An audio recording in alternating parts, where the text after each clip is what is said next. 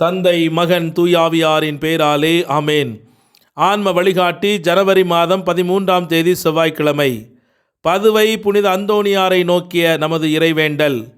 இப்புண்ணிய திருத்தலத்தில் மாட்சிமை தங்கிய மேலான சிம்மாசனத்தில் கிருபாசனம் கொண்டெழுந்தருளியிருக்கிற புனித அந்தோணியாரே, பரிசுத்தத்தனம் விளங்கும் லீலியே, விலை மதிக்கப்படாத மாணிக்கமே, பரலோக பூலோக காவலே, கஸ்தி துன்பப்படுகிறவர்களுக்கு பரம சஞ்சீவியானவரே, பாவிகளின் தஞ்சமே, உமது இன்பமான சன்னிதானம் தேடி வந்தோம்.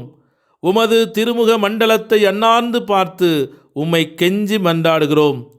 மகா சிரவணம் பொருந்திய புனித அந்தோணியாரே, சூரத்தனமுள்ள மேய்ப்பரே, பசாசுகளை மிரட்டி ஓட்டுபவரே, திருச்சபையின் கருணையின் கண்ணாடியானவரே, உலகில் எங்கள் ஆதரவும் நீரல்லவோ, எங்கள் சந்தோஷமும் நம்பிக்கையும் வாக்கியமும் நீரல்லவோ. நீர் எங்கள் ஞான தந்தை என்பதை எங்களுக்கு காண்பியும். பிள்ளைகள் செய்த குற்றங்களை தாய் தந்தையர் பாராட்டுவார்களோ? உம்மை தேடி வந்த நிர்பாக்கியர் பேரில் தயவாயிரும். அழுகிற பேர்களை அரவணையும், அல்லல் படுகிறவர்களுக்கு ஆறுதலாக வாரும். நீர் இறங்காவிட்டால் எங்களுக்கு வேறு யார் இறங்குவார்? நீர் ஆதரியாவிட்டால் எங்களை வேறு யார் ஆதரிப்பார்? நீர் நினையாவிட்டால் எங்களை வேறு யார் நினைப்பார்? நீர் உதவாவிட்டால் எங்களுக்கு வேறு யார் உதவுவார்? தஞ்சமென்று ஓடி வந்த அடியோர்கள் பேரில் தயவாயிரும். பரிசுத்த வெண்மையின் தூயதான தயாபரமே, தயை கடலே, தவிப்பவர்களுக்கு தடாகமே, தனித்தவர்களுக்கு தஞ்சமே, உமது இன்பமான சன்னிதானம் தேடி வந்தோம். 6 காடுகளை கடந்து ஓடி வந்தோம். துன்பம், பிணி, வறுமை முதலிய கேடுகளினாலே வாடி நொந்தோம். எங்கள் நம்பிக்கை வீண் போகுமோ? எங்கள் மன்றாட்டு மறுக்கப்படுமோ? எங்கள் யாத்திரைகள் பலனற்றதாய் போகுமோ? எங்கள் அழுகை கண்ணீர் உம்முடைய இருதயத்தை உருக்காது போகுமோ? அப்படி ஆகுமோ ஐயா? எங்கள் அன்பான தகப்பனே, எங்களை முழுவதும் ஒப்புக் கொடுக்கிறோம். எங்களை கையேற்று கொண்டு ஆசீர்வதித்தருளும். ஆமேன். மார்க்கு நற்செய்தி 1ஆம் அதிகாரம் 22வது இறைவார்த்தை.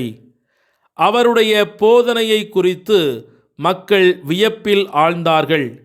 ஏனெனில் அவர் மறைநூல் அறிஞரைப் போலன்றி அதிகாரத்தோடு அவர்களுக்கு கற்பித்து வந்தார். இது கிறிஸ்து வழங்கும் வாழ்வு தரும் நற்செய்தி. கிறிஸ்துவே உமக்கு புகழ். சிந்தனை: இயேசு பூமியில் வாழ்ந்தபோது இருந்ததைப் போலவே இன்றும் சத்தியத்தை பற்றிய கேள்வி பொருத்தமானதாகவே உள்ளது.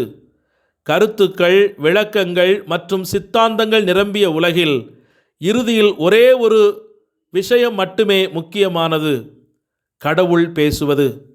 இன்று நம் வாழ்வில் கிறிஸ்துவின் அதிகாரப்பூர்வமான குரல் நமக்கு மிகவும் தேவையாக இருக்கிறது. நமது வீழ்ச்சியடைந்த மற்றும் ஒழுங்கற்ற மனித இயல்பு மற்றும் நம் உலகில் ஊடுருவியுள்ள எண்ணற்ற தவறான சித்தாந்தங்களால் ஏற்படும் குழப்பத்தை அவர் நீக்க வேண்டும். கடவுளின் குரலை நீங்கள் அங்கீகரிக்கிறீர்களா என்பதை பற்றி இன்று சிந்தியுங்கள். உங்கள் வாழ்க்கையிலும் உங்களை சுற்றியுள்ள உலகத்திலும் வெளிச்சம் போடும் அவரது உறுதியான மற்றும் அதிகாரப்பூர்வ வார்த்தையை நீங்கள் அறிந்திருக்கிறீர்களா? கடவுளின் வெளிப்பாட்டால் நீங்கள் தொடர்ந்து வியப்படைய அனுமதிக்கிறீர்களா? நாம் சாதாரண நேரத்தை தொடங்கும் போதும் கூட இயேசுவின் பொது ஊழியத்தின் போது அவரது பல அதிகாரப்பூர்வ போதனைகளை கேட்டு உள்வாங்க வேண்டிய ஒரு பருவத்தில் நுழைகிறோம். சரியாக எதிர்கொள்ளும்போது அவரது வார்த்தை உயிருள்ளதாகவும் மாற்றத்தக்கதாகவும் இருக்கும். உலக அஸ்திவாரங்களிலிருந்து நிறுவப்பட்ட சத்தியத்தை இயேசு வெளிப்படுத்த தொடங்கும்போது கப்பர்நகூமில் உள்ள ஜெப ஆலயத்தில் உங்களை நீங்களே இணைத்து கொள்ளுங்கள். அந்த சத்தியம் உங்களை பாதிக்கவும் உங்களை மாற்றவும் நித்திய மகிமைக்கு வழிவகுக்கும் பாதையில் உங்களை அமைக்கவும் அனுமதியுங்கள். கடவுளின் வார்த்தை அதிகாரம் கொண்டதாக இன்று நம் வாழ்க்கையில் வெளிப்பட, உயிருள்ள வார்த்தைக்கு செவி கொடுக்க, கடவுளின் குரலை அங்கீகரிக்க நம் இதய கதவுகளை திறந்து வைப்போம். ஆண்டவருடைய குரல், தன்னுடைய ஆடுகள் ஆயனுடைய குரலை அறிந்திருக்கின்றன என்ற வார்த்தைகளுக்கு ஏற்ப இறை குரலை அறிந்து அதற்கு செவி கொடுத்து அதற்கான கீழ்ப்படிதலோடு வாழ இன்று வரம் வேண்டி இணைந்து மன்றாடுவோம். செபிப்போமாக. வழியும் உண்மையும் வாழ்வும் நானே என்று சொன்ன எங்கள் அன்பு தெய்வமே இறைவா, உம்மை நன்றியோடு போற்றி துதிக்கிறோம். எங்களை உமது தூய ஆவியால் நிரப்பி உமது வல்லமையால் ஆண் கொண்டு அபிஷேகத்தால் அலங்கரித்து இந்த இருள் நிறைந்த உலகத்தில் சுடர் வீசும் உமது பிள்ளைகளாக எங்களை நிலைநிறுத்தியதற்காய் நன்றி இயேசுவே. அக்கினி இருக்கும் வரை பாம்பு எம் அருகில் வருவதில்லை, பலிபீடத்தில் இருக்கும் நெருப்பு அணையாமல் பார்த்து கொள்ளுங்கள் என்று லேவியருக்கு கட்டளை பிறப்பித்தவரே, ஜெப அக்கினி எப்போதும் எங்கள் எரிந்து கொண்டிருக்க வேண்டும் என்று ஆசை கொள்பவரே, இடைவிடாமல் எப்பொழுதும் எவ்வேளையும் ஜெபிக்கும் அருளை எங்களுக்கு தந்தருளும். ஜெப அக்கினி எப்போதும் எங்கள் இருதயத்தில், நாவில், சிந்தனையில் எரிந்து கொண்டிருக்க அருள் தாரும். உமது புகழ் எப்போதும் எங்கள் வாய் அறிக்கையிட்டு கொண்டிருக்க அருள் தாரும். சாத்தானின் தந்திரங்களை முறியடிக்க தூய ஆவியின் அருள் பொழிவை எங்கள் மீது பொழிந்தருளும். எங்களுள் இருக்கும் இருளினை பழித்து கொண்டிராமல் உமது அக்கினியினால் இருளை துரத்தியடிக்க ஆற்றல் தாரும். இறை அதிகாரத்தால் சாத்தானை கட்டவும் அவனுடைய பிடியில் இருக்கும் மக்களின் ஆன்மாக்களை மீட்டெடுக்கவும் எங்களுக்கு விண்ணக வலிமையை தந்தருளும். இயேசுவின் நாமத்தில் இன்று எங்கள் குடும்பங்களில், சமூகத்தில், தாய் திரு அவையில், நாட்டில் செயல்பட்டு கொண்டிருக்கும் சாத்தான்களை இயேசுவின் நாமத்தால் கடிந்து அப்புறப்படுத்தவும், விடுதலையும் சுகமும் அமைதியும் மகிழ்வும் நாங்கள் பெற்றுக்கொள்ளவும் அருள் தாரும்.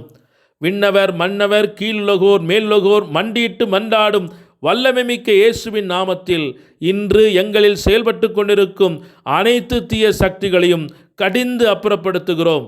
பாவத்திற்கு காரணமான நோய்களுக்கு அடிப்படையான அனைத்து தீய ஆற்றல்களும் உம்முடைய நாமத்தால் அழிந்து போவதாக.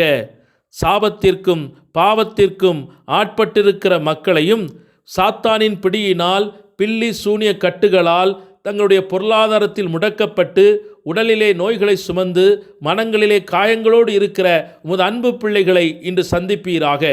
அவர்களுக்கு ஆறுதலை தந்தருளும், விடுதலை உறுதி செய்தருளும், ஆன்மாக்களிலே அமைதியும் மகிழ்ச்சியும் ஏற்படும்படியாகவும், பொருளாதார தடைகள், கடன் பிரச்சனைகள், தடைபட்டு இருக்கிற நற்காரியங்கள் அனைத்தும் நடைபெறும்படியாக உமது நாமத்திலே நம்பிக்கையோடு ஒப்புக்கொடுக்கிறோம். எங்கள் ஜெபம் கேட்டு எங்கள் வாழ்வை ஆசீர்வதித்தருளும். உமது நாமத்தினால் இன்று நாங்கள் விடுதலையை சுதந்திரித்துக் கொள்வோமாக. ஆமேன். எல்லாமல்ல இறைவன், தந்தை, மகன், தூய ஆவியானவர் உங்கள் அனைவரையும் நிறைவாக ஆசீர்வதித்து புனிதப்படுத்தி வழிநடத்துவாராக. ஆமேன். இயேசுவுக்கே புகழ், இயேசுவுக்கே நன்றி. மரியே வாழ்க. இயேசுவின் இரத்தம் ஜெயம்.